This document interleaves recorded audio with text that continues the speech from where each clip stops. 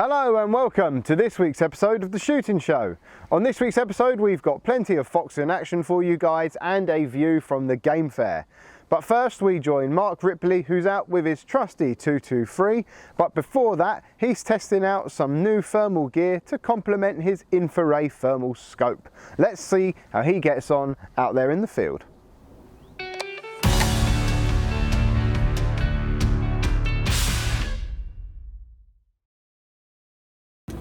This evening I've come out to thin out a few foxes on a few of the local farms that I shoot. I haven't necessarily got any that are causing any problems at the minute, but just by keeping on top of the numbers now, then hopefully that'll save me a little bit of bother a bit later in the year. There's a lot of youngsters out and about at the moment. This year's cubs are growing up and getting out there, and generally will be getting up to mischief.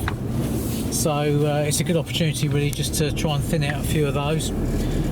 But I've got with me the 223.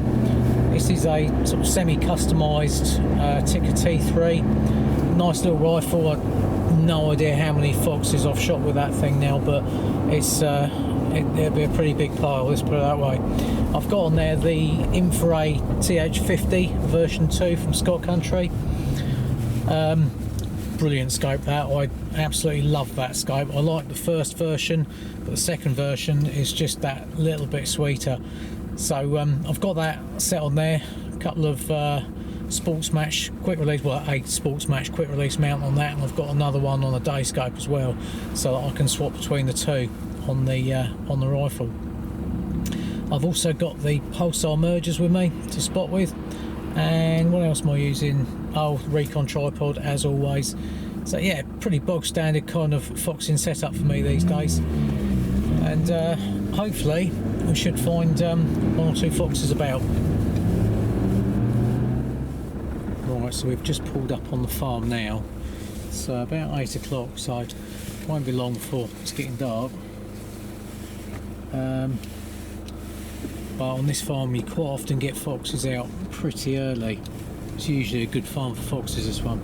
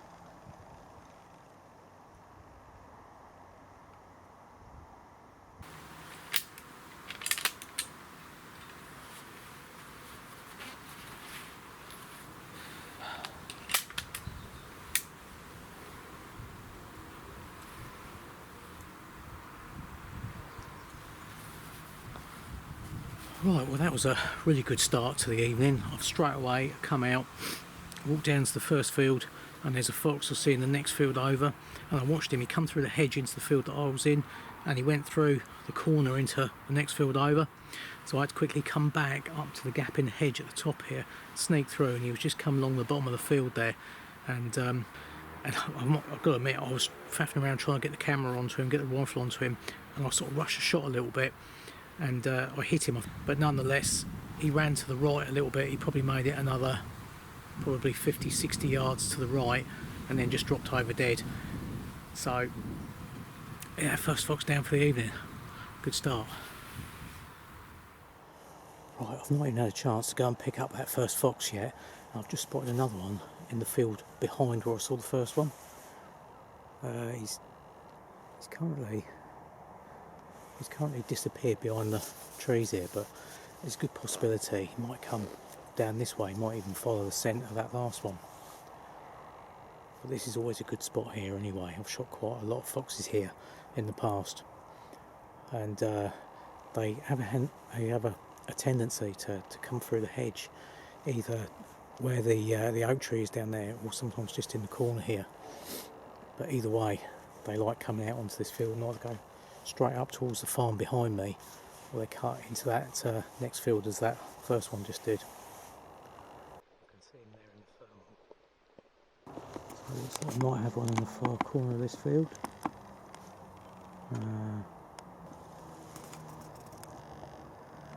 Must be here somewhere, I think. Oh yeah, there he is.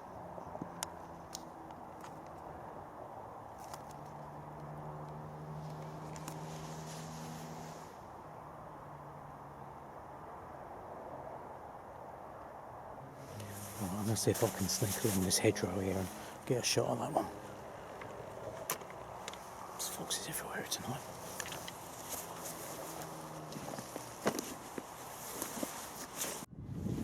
Right, so I've snuck down to the hedge, but from the hedge is that little bit too tall to be able to see into the next field, and there's also quite a lot of long reeds and stuff.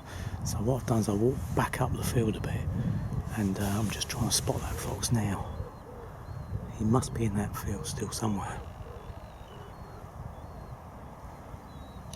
But the trouble is here, there's lots of ditches and that behind the hedges and stuff, so they can dip down into those, go along the edge of a field and pop up pretty much anywhere.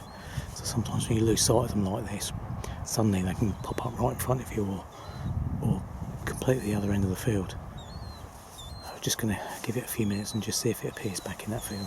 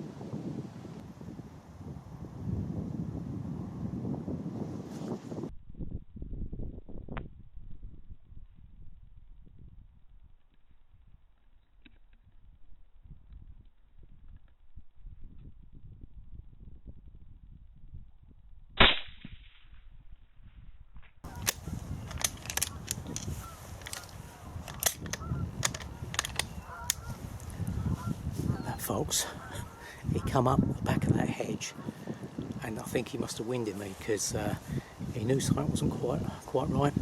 He come up to this corner and then he come through the hedge there, and I managed to just turn the rifle round onto him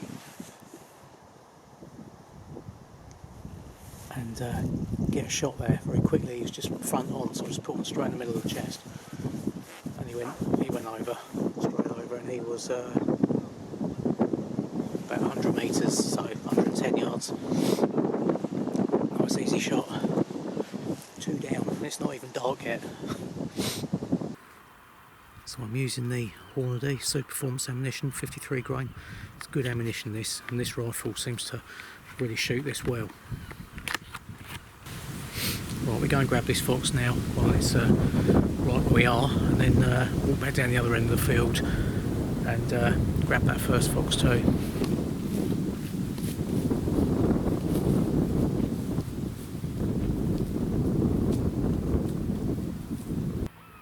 So you can see how easy it is for foxes to move around unseen. It's like trench warfare.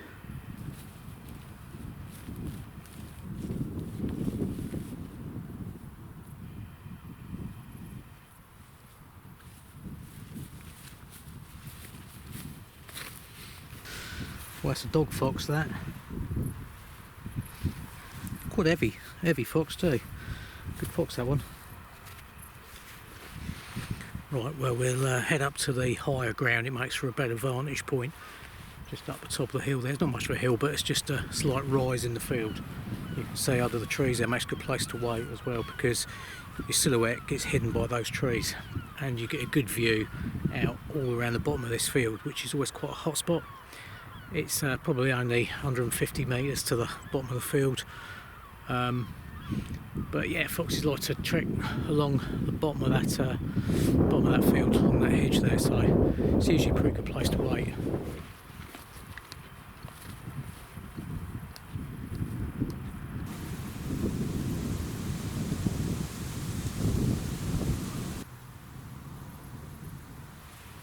So it's got a bit dark now for the camera, just in day mode, so I've switched it over to the night vision mode. And probably we've got about another 20 minutes, I suppose, half hour till it gets sort of properly dark, by which point that will give me a bit of cover anyway, so I can move around these fields a bit more freely without hopefully being spotted.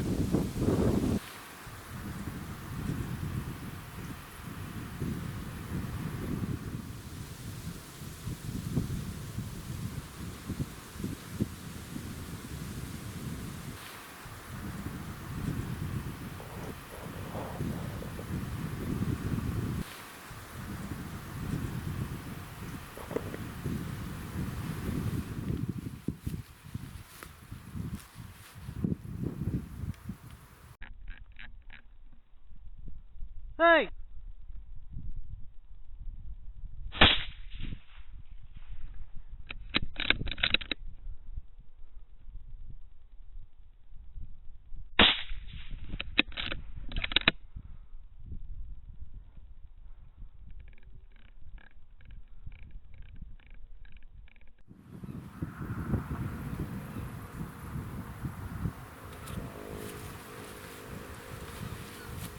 Well, I don't know where that fox came from, but he was just sort of somewhere down near the corner of this field, and he must have been in one of the ditches, I guess, because he suddenly appeared trotting across the corner of the next field over. I quickly got onto him and I gave him a shout, and there's quite a strong wind blowing this way, so I just aimed slightly right, and I think I might have overcompensated a little bit and just clipped him a little bit further back. Well, anyway, he was flipping about a bit in the field still, so I quickly chambered another shot, and second shot just cut the hold off back a little bit, and put him down. But I just ranged that, and he was 180 something metres, 183 metres I think it was, so I ran about 200 yards. So yeah, it was a bit further than I thought it was, but another one down. So it's 3 down, and it's only just about got dark now. In fact, we've been out about an hour, so 3 foxes an hour. That's not too bad at all. Definitely a very busy little bit of ground, this. So I just spotted yet another fox, and he was actually out near the third fox that I shot, so I started walking out to go and pick the third one up, and I thought, well, if that other fox is still in the area, then I might get a shot of that.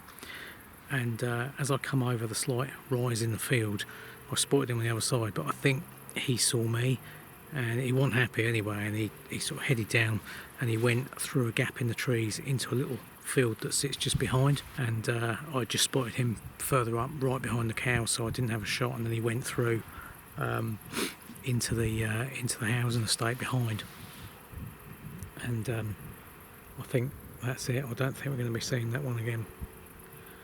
I did try having a little squeak, but I didn't pull him back through, so we'll pick this one up and head back up to our spot by the trees there.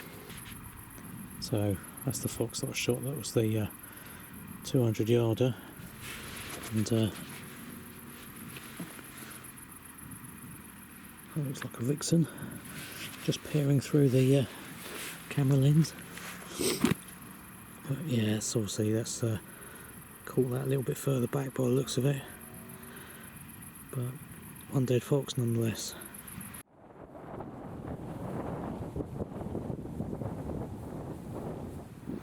Right, and there it is.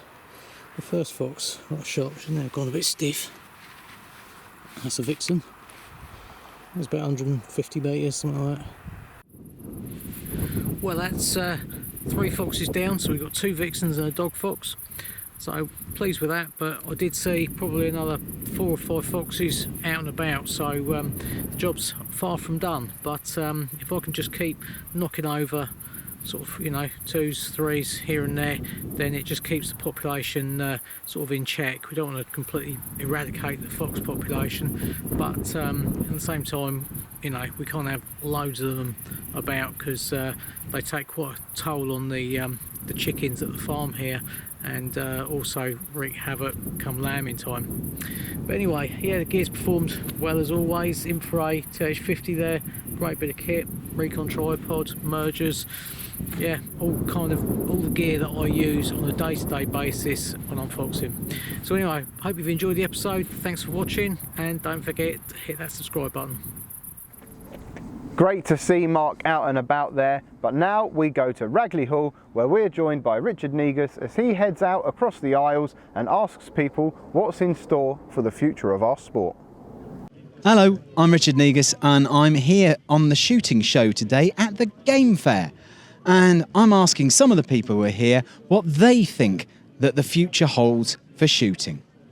Richard, tell me, we keep getting told that the end of the world is nigh as far as shooting is concerned. Is it? And if so, why?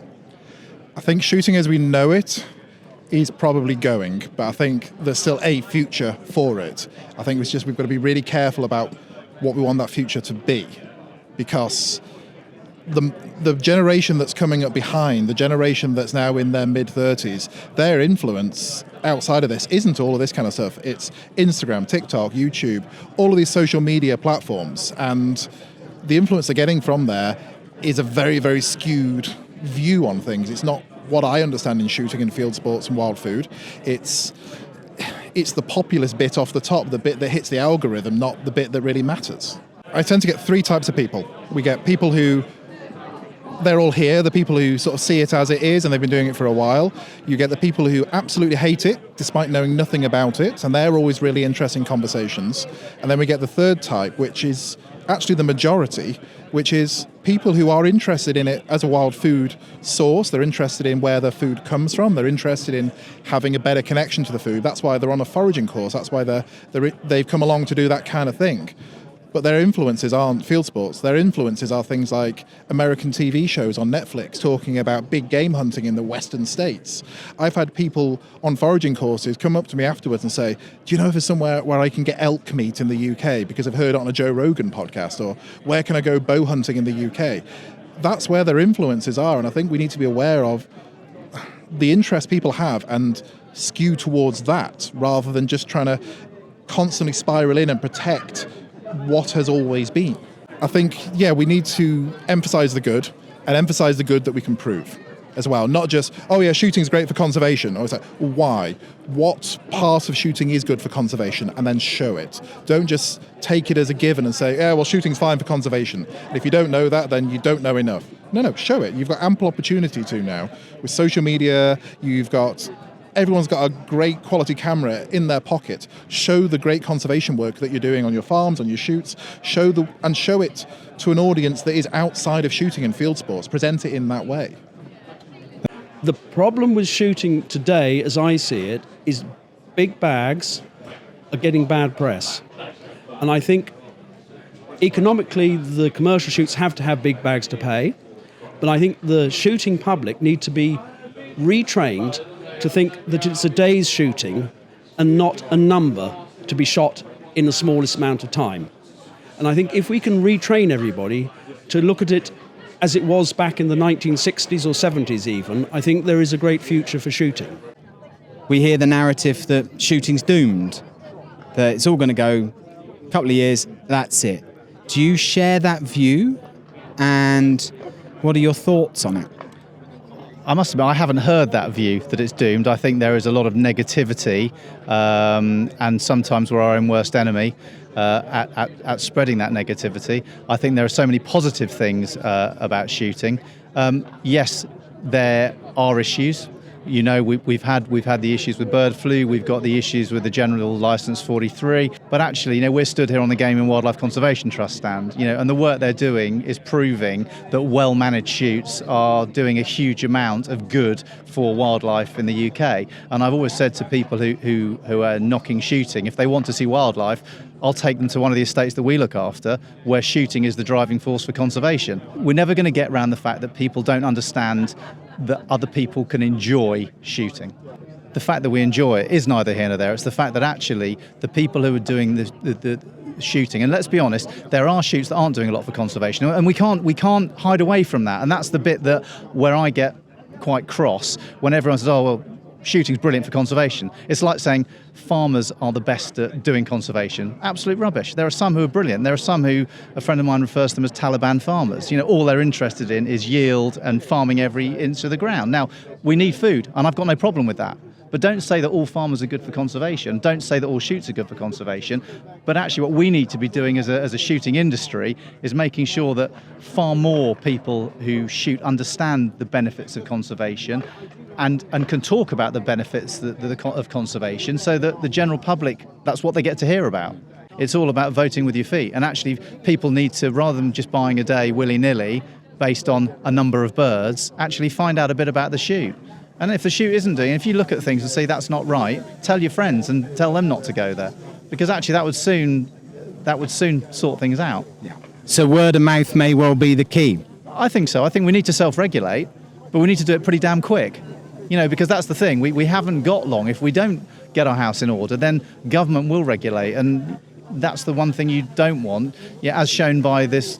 The complete disregard for actually understanding what's going on in the countryside by the withdrawal of the General Licence 43 and actually saying that everyone's got to apply. I think it would only affect, 20 shoots? It's a huge number of shoots that are affected, and they just haven't got a clue. No. We don't seem to be able to go and get that message across to the general public that what shooting and conservation goes hand in hand. Where's it going wrong? I think it's really just where we're going to speak to people, really. I think it's that simple. I mean, the Game Fair is a fantastic event, and we come here and we speak to like-minded people, but we are slightly preaching to the converted. And there's a lot of countryside shows that happen at this time of year, and I think we could very much do a better job at actually making an effort and going to speak to them directly on the ground. But also, I think education is a real key place that we need to be at. Even primary, secondary, definitely. Going out to careers events and in rural areas, urban areas. You know, go to the heart of these places where people don't necessarily have that link at all. Yes, that's all well and good, but there is also a lot of bad that goes on. When I'm thinking about overstocking of birds. I'm thinking about raptor killing, illegal practices. How do you think we should be talking to our own people? Because we know these things go on. It's not actually a secret. We know that there are shoots out there who are bad. How do we get rid of the bad apples in our barrel? Because we can't keep saying, oh, they're only a minority bad apple. So how do we get rid of the bad apple, in your opinion? As well as educating those keepers that are coming through colleges and universities and the younger generation, I think it's also about educating the people that are going to be managing that land. So the landowners, the agents, farm managers, that whole level that are managing that landscape as well. The practices they want to see brought in there. So I think that's another level, actually. So bringing, agents and, farm managers. You are at the forefront of getting us eating more game. Yeah. So let's go and start. First of all, we've got to shoot it before we can eat it. So basically, we need to make sure that every bird shot enters the food chain. You should not be shooting if you do, if there's no market for your game, do not pick up your guns.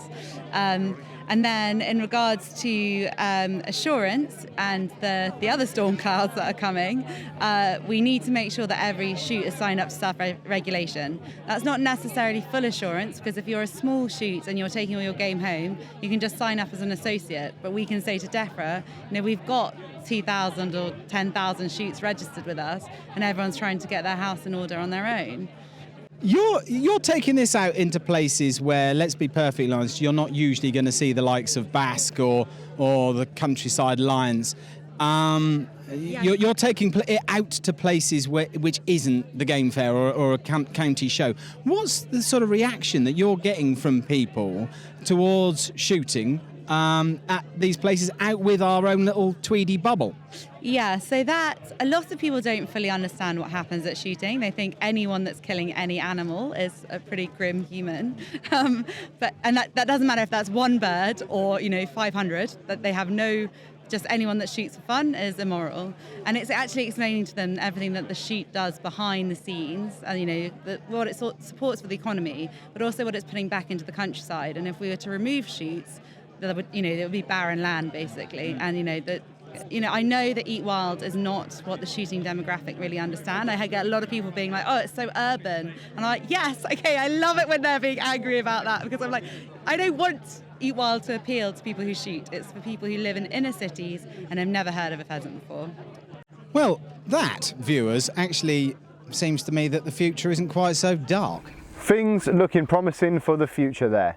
Sadly, guys, that's all we've got time for on this week's episode of The Shooting Show. Make sure you like and subscribe for some more videos, and if you're not a member of Basque, now's the time to join. My name's Chris Castle, and this has been The Shooting Show.